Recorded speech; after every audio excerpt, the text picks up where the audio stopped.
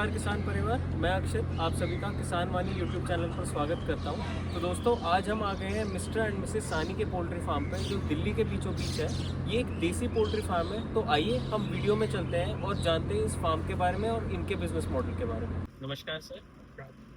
तो सर, आप अपने फार्म का एक छोटा सा इंट्रोडक्शन दे दीजिए और थोड़ा हमारे दर्शकों को अपने बारे में बताइए। मेरा नाम प्रदीप सानी है। मैं और मेरी वाइफ दोनों मिलकर के यहाँ पे काम करते हैं, मेहनत करते हैं। और हमने इसका जो हमारा फार्म का नाम है हैप्पी फार्म्स, और इसकी जो लोकेशन है वो दिल्ली में ही है। और मेरा खुद Delhi, it is new Delhi 11008। तो सर, अभी कौन सी ब्रीड्स पे आप काम कर रहे हैं? अभी हमने जो रखी हुई है, एक ही ब्रीड रखी हुई है, एक ही फ्रॉक है, black Australorp. Okay. It is Australian breed, black Australorp. जी, कोई इसकी खास वजह आपकी कि ब्लैक ऑस्ट्रोलॉप आपने चुना? नहीं, देखिए, आप सही बात तो ये है कि हम इसमें बिल्कुल नए थे।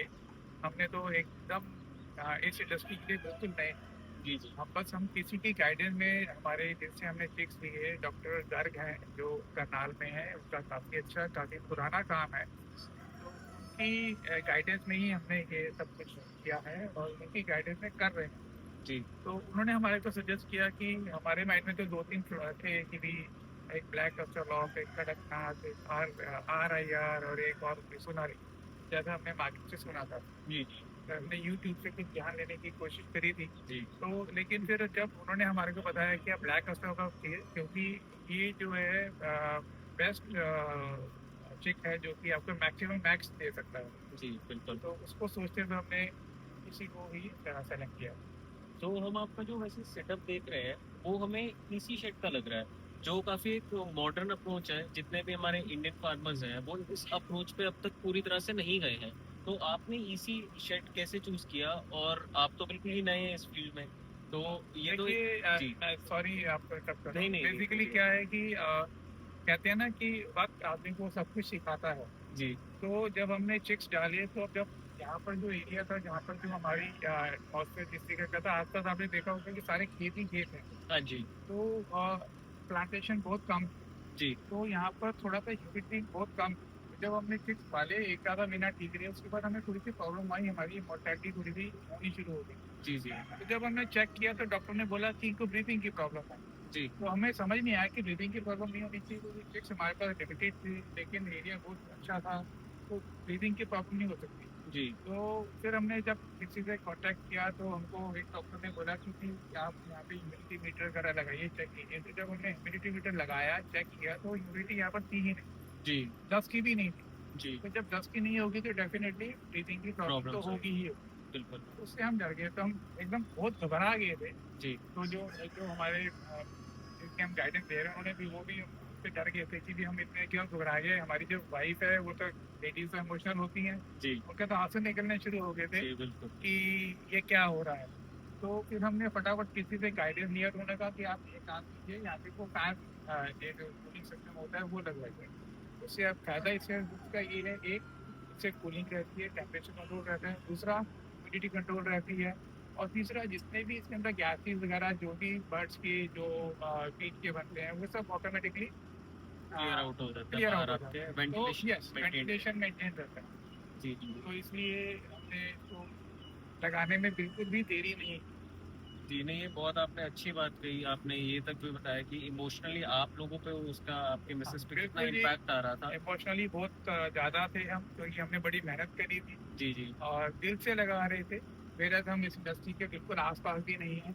जी मेरा बैकग्राउंड सारा मार्केटिंग कर रहा है, मैं सेल्स में था। अभी रियल एस्टेट का बिजनेस कर रहा हूँ। तो इस वजह से इसका तो कहीं आसपास भी नहीं था।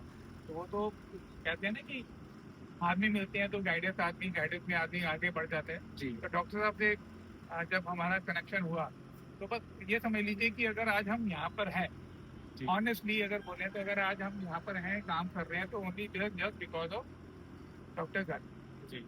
तो सर, आपका जो इसका पूरे सेटअप का फीडिंग का अरेंजमेंट रहता है, या फीड आप अपनी खुद की अभी बना रहे हैं या कंपनी से आ रही है, और क्या कौन सी कंपनी की आप नहीं सर, फीडिंग मैंने बना आपको रहे हैं? सीधा 2 शब्दों में यही बोलूँगा कि हमारे जितनी भी गाइडेंस हमको मिली है, वो डॉक्टर गर्ग से मिली है। उन्होंने यही बोला कि आप, वो गोदरेज की फीड उन्होंने हमारे को सजेस्ट किया था। जी तो हम गोदरेज की फीड ही ले रहे हैं।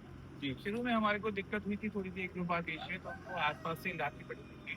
लेकिन हम कंपनी की ही फीड दे रहे हैं। अभी कभी-कभी बीच में हम थोड़ा-सा मक्का मिला देते हैं, या कहते हैं हाँ, मक्का मिला दिया, या सोयाबीन मिला दिया, या चना मिला दिया, सरसों मिला दिया, थोड़ा-थोड़ा सा, जिससे कि थोड़ा-सा एडिशनल उसके लिए। और साथ में जैसे पालक दे दिया, या लोकल ग्रीन वेजिटेबल दे दिए, तो वो दिए हैं। बट हमने जितना भी फीड यूज़ किया है वो सारा कंपनी का यूज़ किया जी है। It is not made by us. जी। और इसका रिजल्ट आपको कैसा लगा है फीड का? नहीं, डेफिनेटली सर, अगर आप अच्छी फीड देते हो तो उसका रिजल्ट भी अच्छा ही होगा।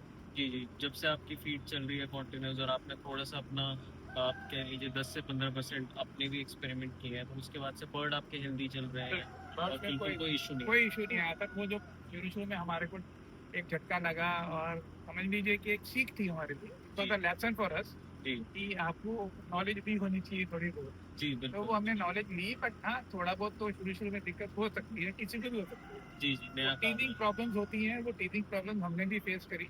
But since we were too much attached with it, तो हम थोड़ा-सा इमोशनली, समझ लीजिए, हमारा आपने एक चैलेंज की तरह लिया इसको कि हमने ओवरकम हाँ, करना तो है। हमने इसको ओवरकम करके टच वुड अभी सब कुछ बहुत बढ़िया कर। तो सर आपने, हम देख रहे हैं एरिया को कवर करवाया हुआ है, तो ये एरिया आपने किस वजह से कवर कराया? आपने खुले में भी छोड़ते हैं हाँ, बाहर? बेसिकली हमने उसी लिए किया है कि जब हमारे बर्ड छोटे थे तो हम उनको बाहर निकाल देते थे, कि उनको बाहर घूमने की जगह मिले। जी ये हमने जाली इसलिए लगाई थी कि वो ज़्यादा आगे ना जाए, क्योंकि थोड़ा-सा एरिया है, कहीं बाहर निकल जाए, हमें पकड़ने में फिर छोटे-छोटे बच्चों को दिक्कत ना आए। क्योंकि हमें तो यही था कि छोटे-छोटे बच्चे हैं, जबकि ये अपने आप वापस आ जाते हैं। बट जी फिर भी हमारे को ये डर था कि कहीं हमारे को दिक्कत ना आए या इनको दिक्कत ना आए। तो तीन रह गई थी, और ये बाहर ही घूमते रहते थे। अभी क्योंकि ड्यूरिंग रेनी सीजन थोड़ा-सा प्रॉब्लम है, जी रेनिंग हैवीली, और यहाँ पे पानी जमा हो जाता है, तो इसलिए हम इनको बाहर नहीं निकालते। 2 ढाई महीने से हम इनको बाहर नहीं निकाल पा रहे। हम्म। वैसे आपने प्लान ये किया हुआ है हाँ, कि आप इनको वैसे अंदर बाहर रखें निकाल लेकिन बाहर बाहर, निकालते हाँ, रहेंगे बिल्कुल। कॉन्टिन्यूस। अभी-अभी मे बी अनदर मंथ, 15-20 दिन, जब पूरा मौसम यहाँ का रेनिंग ठीक या हो जाएगा। जी रेन विल स्टॉप, तो उसको बाहर निकालेंगे, जी जी पूरा बाहर निकालेंगे। जी। और हम देख रहे हैं आपने पूरा वैसे अच्छे से कवर्ड करा रखा है एरिया, तो ये भी बहुत अच्छी चीज़ है कि कोई बाहर का जंगली हाँ, जानवर है, कोई भी बाहर ह्यूमन इंटरवेंशन भी है, वो बिल्कुल। कुछ नहीं हो रहा है। ना, तो इस टाइप का इशू तो नहीं आ रहा नहीं, आपको नहीं, यहाँ कुछ भी नहीं है सर। डॉग्स वॉग यहाँ पे काफ़ी हैं, और डॉग जी से तो इनको काफ़ी ज़्यादा स्ट्रेस भी हो जाता है। बिल्कुल। जी तो इसलिए वो सेफ्टी के लिए और इनको स्ट्रेस फ्री रहने के लिए हमने पूरा किया हुआ है। हमने सबसे पहले आने से पहले ही सारा अरेंजमेंट किया था। ये तो हमें आइडिया था कि अगर कुत्ता कोई आएगा तो definitely it is not safe जी एंड गुड, तो इसलिए हमने सारा पहले ही ये अरेंजमेंट करके रखा। जी। और अभी आपके पास यहाँ पे कितने बर्ड्स रखे हुए हैं आपने? अभी हमारे पास यहाँ पे सर, हमने लिए तो ज़्यादा थे, जी बट अभी आप लेके चलिए, हमारे पास यहाँ पे तकरीबन 600 साढ़े 600 बर्ड्स हैं। 600 साढ़े 600 बर्ड्स हैं आपके पास। मेल फीमेल भी आपका हाँ, इक्वल है या मेल रेशियो? नहीं, नहीं, नहीं, नहीं, अभी हमारे पास तकरीबन 500 साढ़े 500 जो हैं वो फीमेल है, साढ़े 500 अच्छा जी। बाकी मेल है, अच्छा बट दे आर अच्छा। सेपरेटेड। जी जी जी।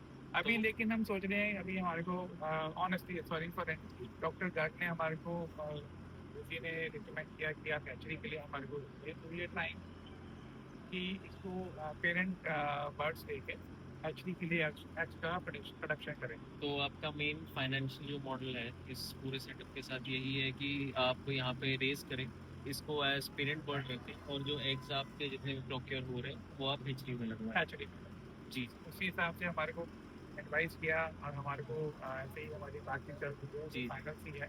जी तो इसीलिए अब हम आगे से कि जो भी अभी हमारे पास बर्ड्स आने वाले हैं, और तो वो जो बर्ड्स आएंगे वो पेरेंटल जी। और उसमें हम हैचरी करेंगे। अच्छा, अभी आप और चिक्स मंगवा रहे हैं, जो फीमेल चिक्स मंगा रहे हैं? फीमेल अच्छा फीमेल एंड मेल का जो रेशियो होना चाहिए for parents for parent ji.